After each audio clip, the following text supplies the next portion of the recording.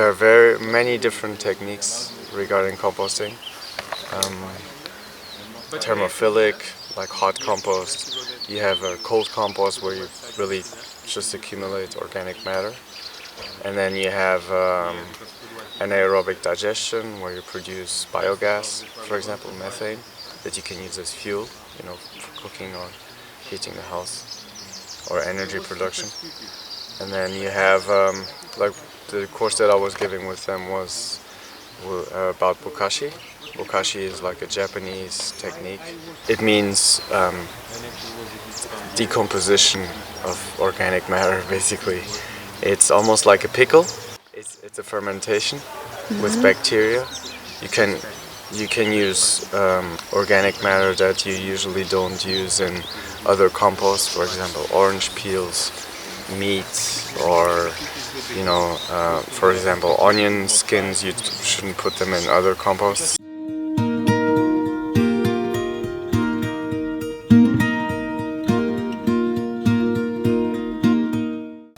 I have cats and I have a dog, and they do their stuff in the garden, and so you can actually use this in the bokashi because all the bad bacteria will die and only the good bacteria will be there.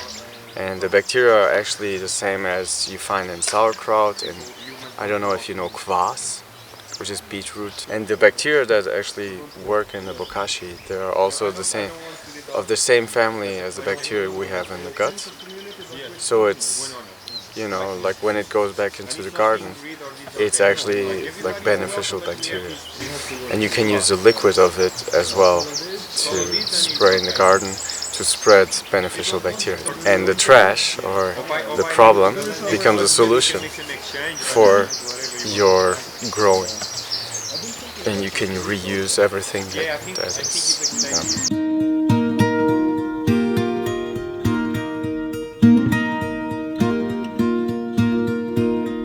Another technique, and I actually have been combining bokashi with this other technique, is called vermicomposting, and it's where you use worms and other bugs that actually come naturally to compost. And this one, for example, you don't use orange peels, you don't use onion peels, you don't use meat, dairy, and stuff in that direction, because the worms don't like it. And you have to put a lot of carbon in it. Carbon meaning dried leaves, for example newspaper. I like the idea of turning bad news into good news, because at the end it becomes good soil. And the soil that comes at the end is actually very beneficial for your garden.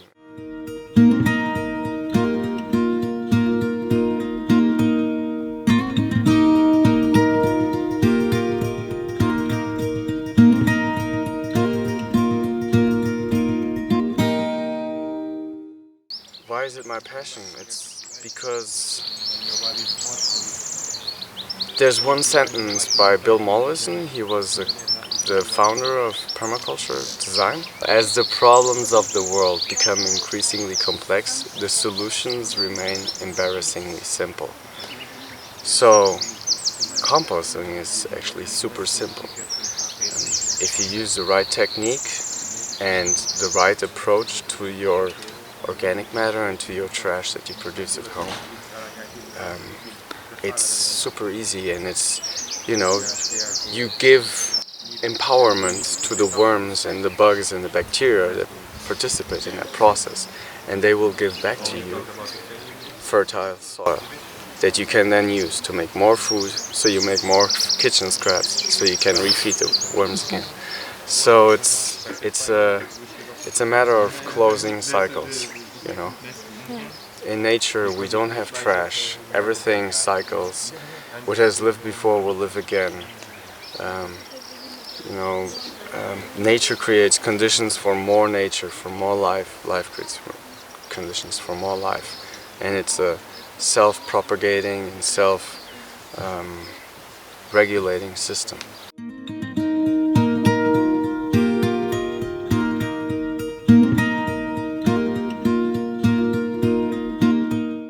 Today, industry and how economy works is usually in straight lines, and so it starts somewhere and then it ends somewhere, and this end is not connected to this.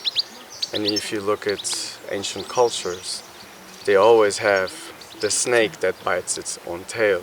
You know, everything is in cycles, and this is also the connection of how you bring spirituality into something more pragmatic, that is, you know, making food, having kitchen scraps and taking care of it, and then planting food again.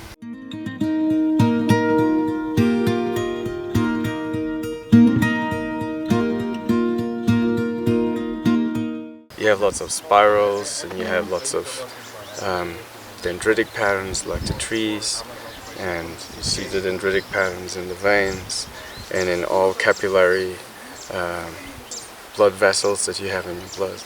And this is almost like the signature of God, you know, because there's a mathematic behind it. And in permaculture design, that actually started in Australia in the south.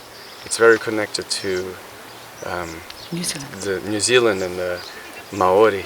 It's very based on how nature is like a pattern producing machine, and that all these patterns are overlapped in different layers, and they are the interconnecting net of everything that is the universe to the smallest, tiniest universe in the soil, and the tiniest or biggest universe within ourselves as well. So yeah, it's just a brief explanation of why I like composting. It's not the main focus of me, it's just it became part of my life to be responsible for the revaluing the resources that we have. So it's almost like the true materialism, where you have material stuff, you know, that exists here, like the soil that we're sitting on, and valuing it and seeing it as sacred.